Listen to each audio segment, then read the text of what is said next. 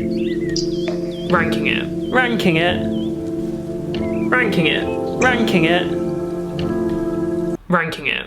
Welcome to Ranking It. For all of you that haven't seen the ranking series before, it is the show where I put your life in order so you don't have to. I rank everything on this channel, absolutely everything. Anything you want to see ranked, I'll rank it. I rank it so you don't have to. What is it? I rank it so you don't have to. On today's ranking is, we'll start with melons. The melons. Melons, the fruit.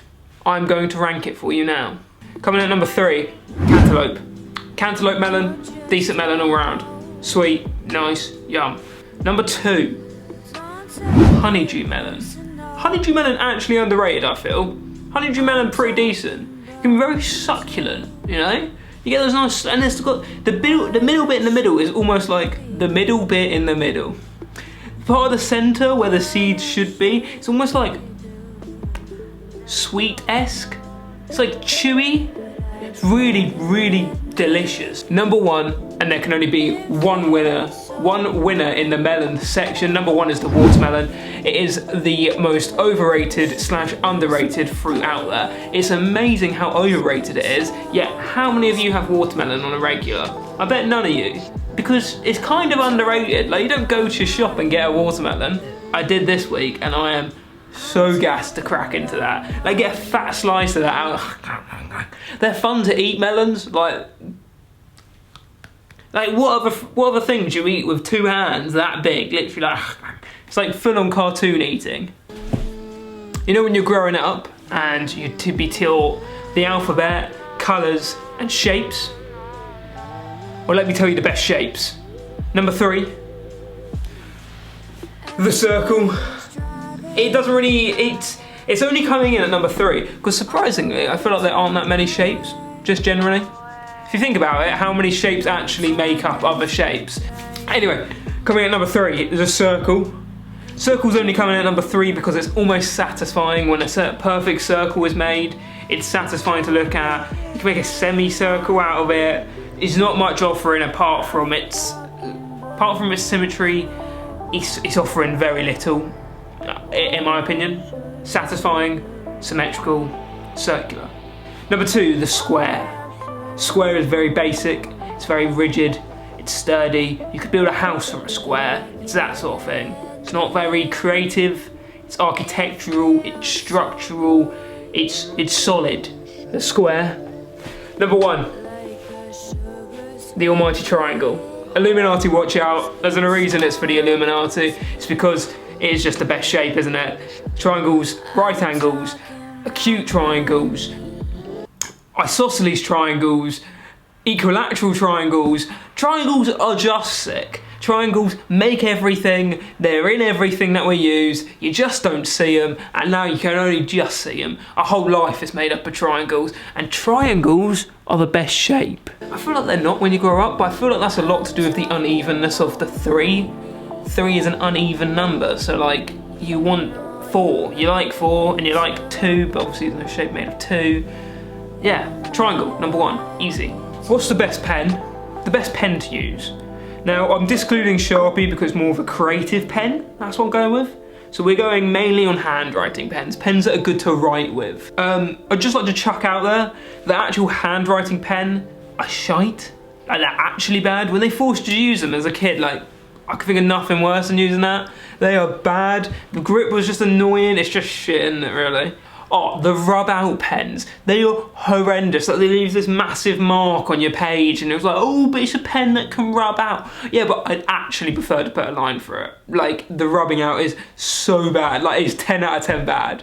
Really bad. So number 3 is the biro. And I hate the biro. And anyone that claims it's a good pen, you're better than that. You are better than a biro. Like, everyone is better than a biro pen. And they're just terrible. The only reason it's coming in at number 3 is because the other pens that I've just listed are actually shite.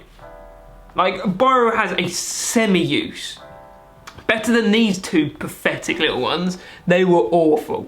Number 2, if you've got some money to spend, a fountain pen. It's always fun to look at, it's fun to write with for about 20 seconds before you then get annoyed that you can't just write normally with it. But for those 20 seconds, it's better than a biro, you know. Number 1, the Uni Ball pen. Uni Ball pen, my favourite pen. I do all my handwriting, all my handwritten notes with a Uni Ball pen because they're great. My handwriting looks neat, it's nice, it flows nicely, it's not too jelly, it's not too rigid, it's all of these lovely things put into one. It's a great pen. The one you've all been waiting for, the big one for this evening, the big one for today. The best game of 2018. Why not this year, you ask? Because this year has been bad. Like, it has been really bad, the games that have come out this year. Go look it up. Look up some games that have come out this year and you'll be like, wow, you're right, they have been bad. Honourable mention for last year, Pokemon Let's Go. I got the Pikachu edition. Pikachu edition was a great edition. Didn't really like the Eevee one. Eevee they're trying to ram down our throat. Not having any of it. Pikachu the best. Done. It's a great game, should play it if you like Pokemon. It's fun, it's nice. Haven't yet finished it, came out last year. Other things on, blah blah. Number 3. Smash Bros. It's gotta be, it's classic. Smash Bros Ultimate, it's a great game. The nostalgia comes flooding back. It was really fun to just like, really sweat out on for a while. The best couple of weeks you'll have, I promise you. Smash Bros, 10 out of 10. Number 2, Spider-Man. If you're looking for a good game, if you're looking for a game that you just wanna like play as if you're a kid, like it's just fun. Everything about it is fun. Fun game, all round, do enjoy. Yeah, there's nothing better than swinging through New York City. It was a game where just getting from like point A to point B is fun. Do you know what I mean? Like, the story mode, great, but getting from point A to point B was a fun thing to do in this game. Couldn't recommend more.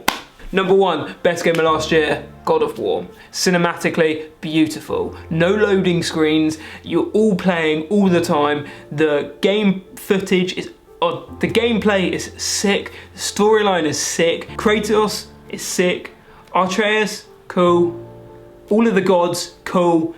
World Serpent, cool. I couldn't get over how like beautiful the game was, and then it was so fun to play. Loved it. If you haven't played it, honestly, go back now and get it because it's going to be cheaper obviously a year down the line. Highly recommend. Could not recommend more, and that was the best game of last year. Full stop. Didn't include Red Dead because I didn't play Red Dead. Shh, don't tell anyone. So that has been this week's ranking it. If you enjoyed, leave a like, tell me what I should rank next. It'd be nice to get your opinion on what I've done. What do you think? Do you agree? I know you agree with the best melons, I know you agree with the best games, I know you agree with the best pens, and I know you agree with the best shape, because I rank it so you don't have to. These have been the best ones, just enjoy it.